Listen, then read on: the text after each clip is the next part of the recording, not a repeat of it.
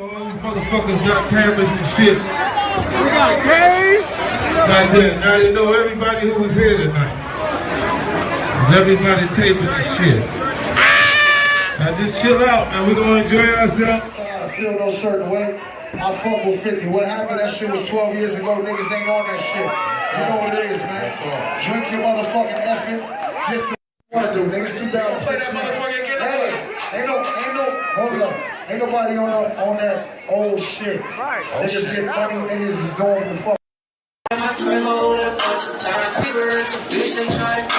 50, I recently saw that you and Game were in the same place, so on and so forth. Did you guys have dialogue? He came and kicked it. It was more like, because I always said I didn't understand. Right. With like, the so-called where beef it came or from. You're right. You know what I'm saying? And I looked like why he explained it to me, and I was like, so where do y'all leave at now? Is there?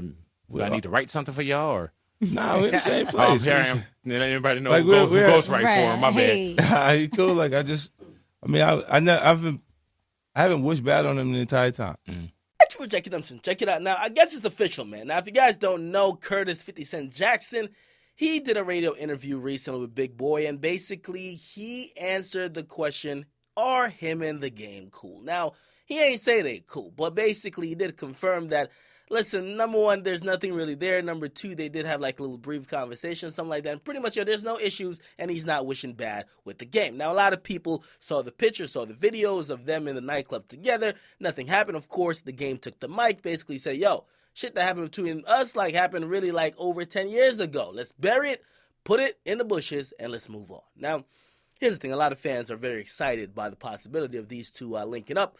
And I got to keep it 100% honest, man, all right? While I'm glad to see these guys acknowledge that the beef has been put behind them, and really, if they're not even going to be friends, they're definitely past those issues, I can't help but just think that 50's a little bit of a hypocrite in the way he came at Banks and the way he's now speaking about the Game. I mean, he spoke like Banks did some type of fucking act of treason by taking a picture with the Game in Dubai.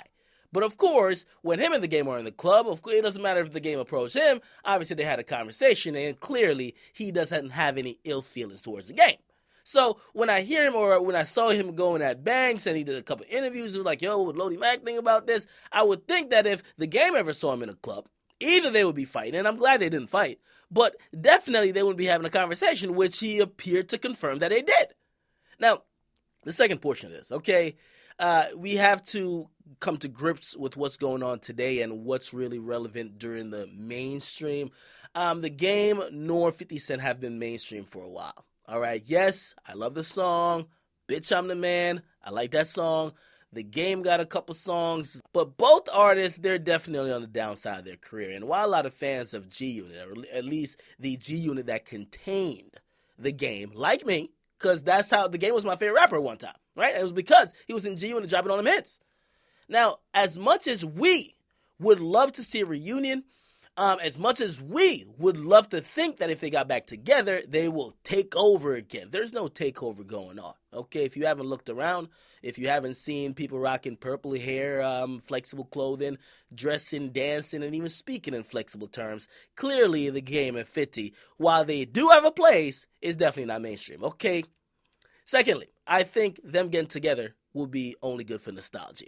Fans like me who definitely wanted to see them in their heyday, it's okay if we see them kind of looking a little bit flabby and sick on tour, and of course performing hits from 2003. Do I think they're going to make new hits in 2016 and onwards? Nah, I'm going to keep it true with y'all, okay? They might make a couple feel-good songs, but let's just be honest, man. Them getting back together is only for nostalgic purposes.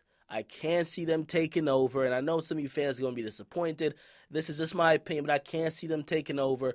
But I do think it's about damn time. I mean, listen, you ever been beef with somebody so long that when you see that person again, you know you don't like that motherfucker, but you don't know why?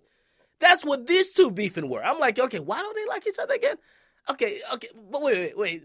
Is it because the Game said he wasn't going to diss Fat Joe and Jada, but now 50's cool with Fat Joe and Jada? What the fuck?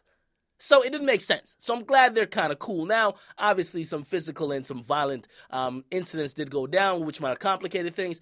But clearly, they could get to the point where they're in the same nightclub peacefully. They could have a conversation peacefully. And even if they don't do music, because it's not a guarantee they're about to do music or do a reunion, it's good that that had happened rather than just leaving us fans kind of wondering what's the situation between them, okay? Apparently the full interview isn't out yet, but once it's out, I'll link to you guys in the description that you guys can check it out. Again, comment box, make sure you guys like, then subscribe to Akademiks.